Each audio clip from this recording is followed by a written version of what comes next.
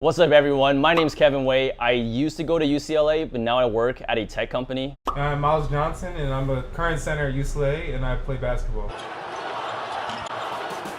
And we're gonna talk about money today. We're gonna be comparing NBA draft salaries against software engineering salaries, and we're gonna see who makes more. This is how we're gonna break down the video. First, Myles is gonna talk about salaries in the NBA in the first round for the first round draft picks. And then I'll kick things off by talking about software engineering salaries. And then we'll switch back to the NBA and talk about salaries in the second round. But before we get into that, this episode is brought to you by Levels.FYI. So Levels.FYI helps you understand salaries, benefits, and more across tech companies. More on that later. To start things off, we're going to talk about the NBA draft. There's 60 players in total that get drafted, and in the first round, there's 30 picks. The first 30 picks do make the most money out of the 60 players. And starting off with pick number 1, they make about $8,375,000 off their very first pick. It's coming from a college player, just out of college, that is a ton of money to make in 1 year. And most of the first picks are in the NBA for a while, so they keep building off that money. In their second year, they'll make $8,794,000. And each year it'll just basically increase and increase and increase. And then when their third and fourth year, they get an option to re-sign a new contract. And normally that contract, if they've been playing well, is way bigger and could be into 12s and 13s and 15s of thousands, millions of dollars. Even the second pick, I mean, they make $7,500,000 off their first year. And it basically goes down about $1 million for every pick. And the 30th pick, the end of the first round, makes about $1,666,000, and that is also just a ton of money to make in 1 year. You know, a lot of people try to get $1 million in a lifetime, and that's 1 year for 30th pick in the first round. So Totally, yeah. I mean, starting from the first pick all the way down to the 30th pick, like that, the difference there is so, I guess, like it's drastic, right? That's why people really want to go for those higher picks. It's still like an honor to be in the NBA, obviously, but also people know that you'll get more money when you get a higher pick. You know, and people online will always talk about players being like, oh, I should have been drafted higher. And, you know, they take it as, oh, well, you just got drafted, you should be happy. But, you know, just the difference of one pick, that's $1 million. Like, that's a ton of money. $1 million can change a lot of lives for a lot of people. So what's the minimum salary for players in the NBA? The minimum salary for... Myles is looking at the whiteboard right now. Yeah, the minimum salary for an NBA player is about $500,000, and even that's more than, you know, for the typical person they took for a six-figure job. That's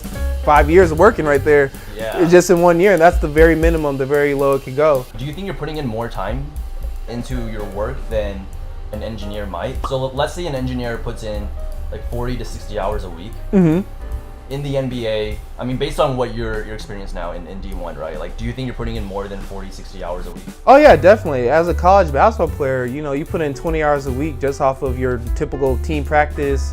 You have, you know, weights and conditioning you have to do. You have team meetings and film you have to watch. And as a collegiate basketball player, we have to go to school and everything like that. So it's kind of, you have a part-time job. You have 20 hours of basketball, 20 hours of school. That's your basic 40, 60 hours a normal work person would have. So an NBA player, you know, that's their whole job. So they're going to put in the whole 40, 60, probably even more than that, working out all day. That's your whole job, is being an NBA player. In summary, in the first round, if you're in the first round, your first year, you'll be making anywhere from $1 million all the way to $8 million. The higher you are in the draft, the more money you'll be making. But let's take a look at how much software engineers are making. I mean, you don't get an hour lunch break, you know, 15-minute breaks. Yeah. Can you even get bathroom breaks during games if you had to use a restroom? If you have to use the bathroom, you have to sub out and go in. So, I mean, that hurts the team. Like, if your team needs you and you have to go to the bathroom and, you know, you can't come out, then you just got to hold it. We're going to talk about software engineering salaries now. If you're a software engineer, where you are is broken down into levels. For our purposes, we're going to just look at Google's, just since like a lot of other companies align themselves against Google. If you're a new grad software engineer, meaning you just graduated from college, you're going to be called a level 3 engineer or L3 engineer. And then there's L4, and then you'll make your way up L3, L4, L5, senior engineer, staff engineer, principal engineer, distinguished engineer. In terms of compensation in tech, this is broken down into 3 parts. So first, you have your base salary. Second, you have your annual bonus. And then finally, you have your stocks. Yeah, and that's the one big difference. Is in the NBA, whatever team you're on, you don't become a part owner after you've been on the team for a little bit. So I think that is a big difference between engineers and NBA players. As a new grad, so you just graduated from college, you're a level 3 engineer, On average, you'll be making around 191K. So right out of college, 191 is what you make a software engineer. Yep, and Coming out of college, that's pretty good. First Yeah. job. A lot of people, coming out of college, your first job always isn't where you end up, and you work your way up to make more and more money. But 191 off the bat, that's a good amount of money. so as a level 4 engineer, you'll be making on average 267K. Level 5 engineer, you'll be making 357K on average. Level 6 engineer, you'll be making 487K on average. Level 7 engineer, you'll be making about 600K, and level 8, you'll be making about like 825K.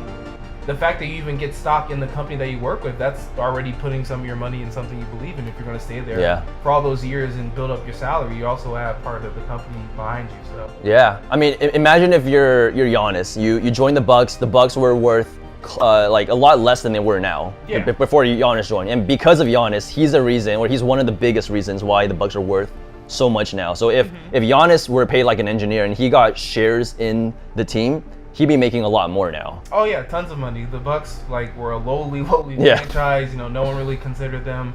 The franchise is going to win the next NBA Finals, but he took their name and made them into a cabinet name, like pretty much one of the top shelf names right now. What do you think about giving players like a certain percentage of the team ownership? Like, do you think that would incentivize them to work harder, or do you think they're already based on your salary as an NBA player, you're already incentivized to work hard? Yeah, I mean, you are incentivized to work hard. You are getting that big salary, but if you were to offer NBA players, part of the team's overall net stock, I do think that'll have players play harder, because there are some players, they're on teams that are on the bottom of the NBA, and a lot of people be like, oh, the games don't matter, your team's going to the playoffs anyway. But I mean, if you had a stock in that team, and if you do better, your stock will go up, I mean, that could make people play a little bit harder. Levels.FYI actually has a verified offer from someone who has 18 years of engineering experience, and this person got an annual compensation of 890K in their offer letter from Netflix. So this engineer is getting paid more than that minimum wage in the NBA. So they're making some type of NBA money. Yeah, no, definitely a little bit, actually kind of well over the minimum. The minimum's like $500,000. They're almost making a full million at that, and plus, Netflix stock, it goes up. All Do you have stocks? I did. I use, we're just talking about Robinhood. That's one, medium that a lot of people use to get into stocks. And I caught myself, I had bought some AMD stock before the pandemic. It did really well because Nice. Everyone was buying chips and whatnot. While we're talking about stocks, let's talk about going public or IPOing. There's a lot of private companies that aren't on the stock market yet. When that company does go on the stock exchange, aka when they do IPO, then you can get lucky and this stock could be worth a lot. And there's actually an anonymous social media app that tech people use called Blind. And this is where you go and you sign up with your company email so people know you're actually working at that company. And on there, people share how much money that they've gotten from IPOs. 3 examples that I found here. This first one is from a fintech company. This person joined the fintech company at the end of 2019, and then in the beginning of 2021, this company went public. As a result, this person has $2.5 million in stock now. Pretty wild. And I actually know of someone who, I probably shouldn't say that. I don't want to be giving out information. Next one. The second example that I want to talk about is another fintech company. So this person joined in January 2021, and this company went public a few months later in April 2021. And so they actually posted a screenshot of their account here, and they're an L5 engineer. So this means they probably have 5 to 9 years of work experience, and now they have $4 million in stock. Pretty decent. That's like a first round draft pick type salary. Yeah, and that's very, money like that is, you're pretty much set. As long as you don't end up messing it up some way, but you should be able to comfortably live off of that and, pass it down and keep it going, and just like an NBA player should too. Yeah, don't be buying out the Gucci store or anything like that. And so the third one that I want to show here is for a social game platform. So this was a company that not a lot of people expected to get this big. I actually interviewed with them, and I didn't know that they would get this big. But basically, this person has $4 million in equity, and they actually know someone else with 4 times their equity. So there's someone else in that company who has $16 million in stock. They started off as a company no one really knew, and people went and worked there, and you know they gave them stock in the company, and they're like, oh well, hopefully this turns out great. It's a big risk too. If you think about the first 20 people would join Facebook. Right. Like people were gonna say like, hey, why you join Facebook? This is a dumb idea. Just how engineers get lucky, you know, there's only 60 spots in every year for every draft in the NBA, and those people are just equally as lucky as a person that you know gets stock in the company that ends up being the next big thing. If you make the cut for the NBA, then you end up making that big amount of money, or if you make the cut as an engineer, you can make a lot of big money too. So that's how much software engineers are making in Silicon Valley at the top tech companies. And so now let's transition over to how much players are making in the second round of the NBA. So now that we talked about engineering salaries and how much they make, let's talk about the NBA second round. In the first part, I did mention how there were 60 total players, and we did talk about players number 1 through 30, but players 31 through 60, they are called the NBA second round. And in the second round, it's a little bit different than the first round. There is no guaranteed contract or guaranteed money that one person can make. It is what you signed for and how much the team believes in you, how much they will give you for, you know, playing on their team. And for example, in 2021, the 31st pick made $7 million over 4 years, but the 32nd pick, for example, in the same year made $8 million, which you would think, you know, they were under the 31st pick. Why are they making more than they did? It's just what they got offered, how much the team gave them. Most teams actually don't really talk about what they do sign these players for. I remember I was looking up one of the players we played in the Big Ten, Ayo Dosunmu. He plays now in the Bulls, and you know, that's great for him. That's still a ton of money. That's, you know, as a college, coming out of college, 2.2 million for anybody would be a good amount of money. Even that, it was just, you have to go look for it. It's not something that's publicly out and just open for you to find. And another big thing in the second round, there is no minimum salary, so you could make, you know, just pretty much the bare minimum, or you can make the high $8 million contracts that the first round people get. As a basketball player, you know, you want the stats to say you were the first pick, you know, you were the best person of that year's draft, and you know, you get the biggest contract of all the rookies. And you see these high contracts that NBA players get, and you would think, oh, yeah, that's a ton of money they take home, and a lot of people don't put into account that the fact that, you know, that money is taxed. They get taxed for every single game. So say you're playing the Knicks, you need to pay New York tax on whatever money you make out of that game, and say you play the Lakers next, you pay California tax. So if you're making 35 million, like what would that turn into if you're in the NBA? You know, 35 million after taxes and all your away games and factoring in your agent and, you know, any other, you know, bills that NBA players do have to pay.